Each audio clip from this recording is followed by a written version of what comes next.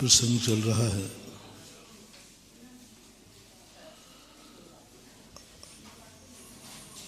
एक ऐसी वस्तु जिसका कोई फल नहीं है, एक ऐसा कार्य जिससे कोई लाभ नहीं है और उससे भी निकृष्ट कार्य होता है जिसमें लाभ भी नहीं है, हानि और है। ऐसा कार्य, ऐसी वस्तु उससे भी एक निकृष्ट होता है जिससे कार्य करने से स्वयं को भी लाभ नहीं है और स्वयं की हानि और है और उसमें अपनों की हानि। और एक और निकृष्ट कार्य होता है, स्वयं की हानि, अपनों की हानि और सामने वाले जितने भी लोग उससे प्रभावित होंगे उसको भी हानि है। उससे भी एक निकृष्ट कार्य है जो स्वयं को भी हानिकारक, अपनों को भी हानिकारक, राष्ट्र के लिए हानिकारक है। और एक और निकृष्ट कार्य है, जिस कार्य को, जिस वस्तु का हम उपयोग कर रहे हैं, हमें तो लाभ कुछ होने वाला नहीं, उसका भी सर्वनाश हो जाएगा। ऐसे कार्यों को करने के लिए ही, मना करने के लिए ही धर्म की उत्पत्ति हुई है। धर्म तुम्हें किसी कार्य से रोकता नहीं है। धर्म तुम्हारे अच्छे और बुरे को भी कुछ नहीं करेगा। तुम बुरा करोगे, धर्म तुम्हारा अच्छा कर देगा, इस सोच में मत रहना।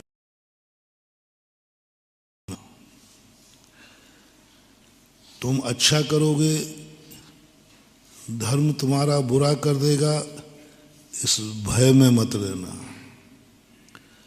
तुमने अच्छा किया है, धर्म तुम्हारा बुरा कर देगा, ऐसा कभी होता ही नहीं है।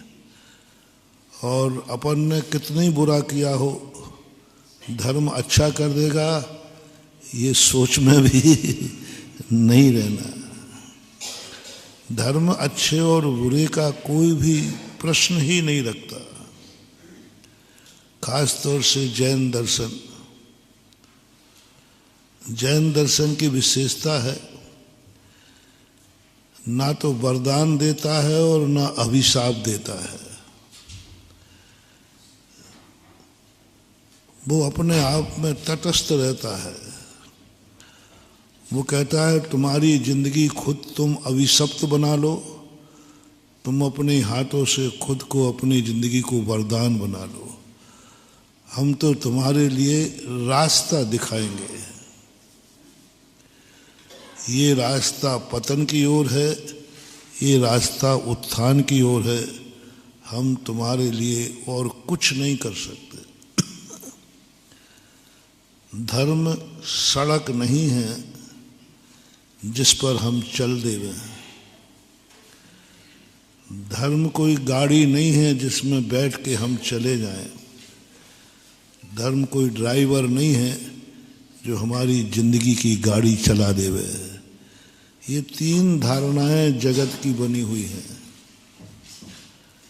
हम धर्म के सड़क पे चलेंगे, हमारा कल्याण हो जाएगा। धर्म की सड़क ही नहीं होती। सड़क तो ऐसी होती है कि गाड़ी चल जाती है, सड़क वहीं की वहीं रहती है। लेकिन धर्म ऐसा नहीं है। धर्म तो हमारे साथ रहता है। वो गाड़ी नहीं है जिसमें हम बैठ जाएं और सोते जाएं और निकल जाएंगे। धर्म ड्राइवर भी नहीं है। देव साथ गुरु तुम्हारे कोई ड्राइवर नहीं है कि तुम्हारी जिंदगी को चलाए। तुम सेठ बन के रहो और महाराज जी तुम्हारी गाड़ी चलाए, तुम्हारे बाप के नौकर हैं। महाराज आपके भरोसे नैया छोड़ दे, हाँ छोड़ दे। खेवटिया हो आप, ऐसा बोलते ना आप लोग भजनों में, खेवटिया तुम हो प्रभु मोह लगाओ वाह। अरे मैंने कि बहुत बदमाश है लोग हैं। महाराज को भगवान को तो खेवटिया बना दिया और स्वयं नाव में सेठ बन के बैठा है। आपको आपके काम है, आप खेलो। ये सब भक्ति के स्वर हैं।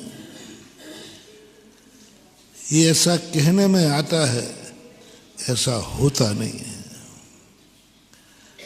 जैन दर्शन ने जब तात्विक दृष्टि की तो उन्होंने कहा कोई किसी का खेवटिया नहीं है, स्वयं ही नाव है, स्वयं ही खेना है और स्वयं ही पार उतरना है। कौन किसको कर पाया? कल ही कहा था ना, बेटा नरक जा रहा है, बाप मोक्ष जा रहा है। बाप नरक जा रहा है और बेटा रावण कहाँ गया? उनका बेटा आदि कुमार मुक्ति गए। रावण के सुत आदि कुमार मुक्ति गए रेवा तट।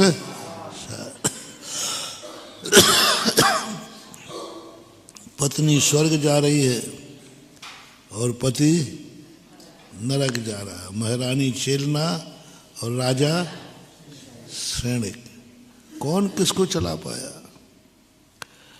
आदिनाथ मोक्ष चले गए, उनका पोता अनंत संसार में भटक गया। तीर्थंकर के वंश में उत्पन्न होकर तीर्थंकर की गोदी में खेल करके कल्याण नहीं कर पाया। इससे बड़ा और कौन खेवटिया होगा? तीर्थंकर से बड़ा खेवटिया तो कोई वो ही नहीं खे पाया। और पोता सगा था, गोदी में खिलाया, संस्कार दिए उसे बच्चे जैसा। क्या भाग्य था मारीच का। जब भाग्य पढ़ता हूँ अपने तो वो भी भाग्य नहीं है, उसको तो तीर्थंकर का कुल मिला। तीर्थंकर की गोदी में बैठा भला आदमी, देखो तो सही। तीर्थंकर ने कई बार उसके सिर पे हाथ भी फेरा होगा, उंगली पकड़ के चलाया भी होगा, लेकिन उसके बावजूद भी कुछ नहीं कर पाए। उसके बावजूद ही कुछ नहीं कर पाए। तीर्थंकर के कुल में गोदी में जन्म लेकर खेलने वाला मारीच 8 करोड़ बार गधा बना। 8 करोड़ बार। ये तो एक पर्याय बता रहा हूं, ऐसी ना जाने कितनी पर्याय। खेवटिया जैसा तीर्थंकर जैसा खेवटिया। मत भरोसे पर रहना कि कोई हमारी नैया पार लगा देगा।